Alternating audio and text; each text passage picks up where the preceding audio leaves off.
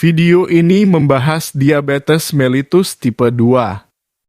Diabetes tipe 2 adalah gangguan progresif yang ditandai oleh defisiensi dalam sekresi dan aksi insulin. Defisiensi aksi insulin dapat terjadi dalam bentuk resistensi insulin. Misalnya, pada diabetes tipe 2 terjadi penurunan insulin dalam plasma dan juga resistensi insulin di mana efek insulin pada sel tidak terjadi akibat penurunan sekresi insulin dan resistensi insulin. Kondisi ini menyebabkan hiperglikemia atau peningkatan glukosa darah. Mari kita pelajari lebih lanjut tentang insulin dan pankreas. Pankreas terletak di bawah lambung dan terhubung ke usus kecil. Pankreas mengandung kelenjar dan saluran.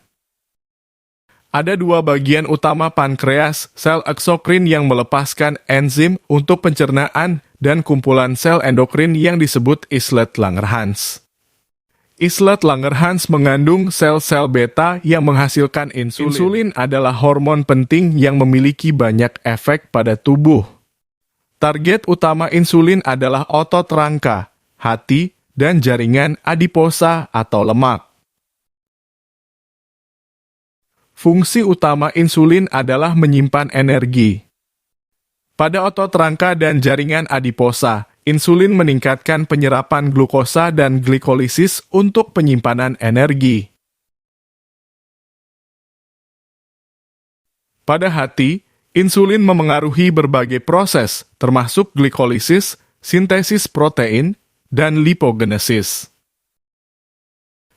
Insulin juga mengurangi gluconeogenesis, lipolisis, glikogenolisis, dan pemecahan protein. Mari kita lihat lebih dekat islet Langerhans di pankreas, di mana insulin diproduksi. Islet ini mengandung sel-sel beta sebagai mayoritas yang memproduksi insulin dan amilin. Selain itu, ada sel-sel lain seperti sel alfa yang memproduksi glukagon dan sel delta yang memproduksi somatostatin. Penting untuk dicatat bahwa glukagon adalah hormon lain yang melakukan fungsi kebalikan dari insulin. Proses pelepasan insulin oleh sel beta dapat dijelaskan sebagai berikut. Setelah makan, terjadi peningkatan glukosa darah. Glukosa memasuki sel beta melalui transporter glukosa. Glukosa di dalam sel kemudian dimetabolisme melalui glikolisis dan siklus Krebs, menghasilkan banyak ATP.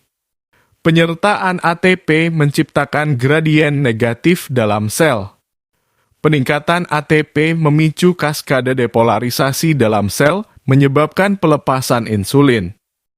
Ketika insulin dilepaskan ke dalam darah, ia berikatan dengan reseptor sel insulin memberi sinyal pada sel untuk meningkatkan penyerapan glukosa dan menyimpannya. Proses ini normalnya menyebabkan penurunan kadar glukosa darah. Namun, pada diabetes tipe 2, terjadi masalah dalam proses ini. Kurangnya sekresi insulin dan resistensi insulin menyebabkan glukosa darah tetap tinggi, yang pada gilirannya dapat menyebabkan gejala klinis seperti infeksi, kelelahan, penglihatan kabur, dan 4P lainnya parestesia, polidipsia, poliuria, dan polifagi.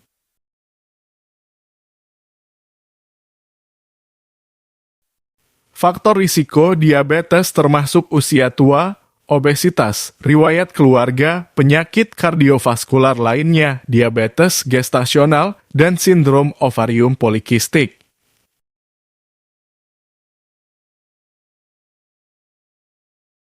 Ketika diabetes berkembang tanpa pengobatan atau diagnosis, berbagai komplikasi dapat terjadi.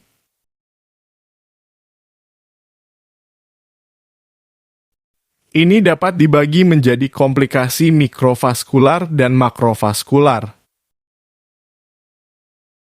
Komplikasi mikrovaskular melibatkan mata, saraf, dan ginjal. Sementara komplikasi makrovaskular melibatkan jantung, otak, dan pembuluh darah perifer. Pengobatan dan manajemen diabetes sangat penting untuk mencegah atau mengurangi risiko komplikasi ini.